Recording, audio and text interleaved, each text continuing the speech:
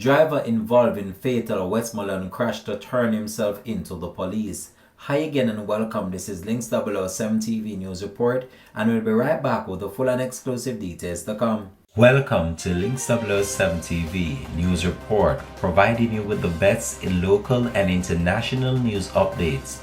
This is a place where you can get the most reliable and informative news information. Links 007 TV News Report. Welcome back and thanks for joining us. This is Links 007 TV News Report.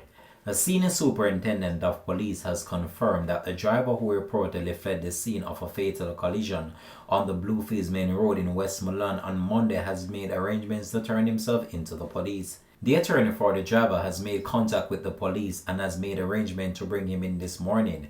Head of the Westmoreland Police Division, Senior Superintendent Wayne Joseph told reporters on Tuesday morning.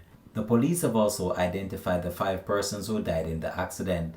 The deceased are O'Neill Allen, otherwise called Dummy, and his 65-year-old mother, Angela Samuels, both of Mount Edgecombe Farm District, 39-year-old Patrina Wallace and her 15-year-old daughter, Levisa Foster, both of Garden District, White House, and 54-year-old Janet Thompson of McAlpine District, all in Westmoreland.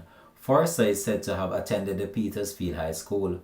According to police reports, at around 3:30 p.m., the taxi with 6 people on board was traveling towards White House when the vehicle it was traveling behind slowed down.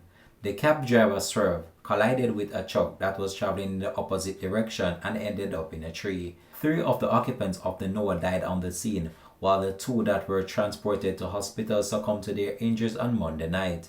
Links 007 TV will continue to track this story and have more details to come in the later newscast. Thanks for watching.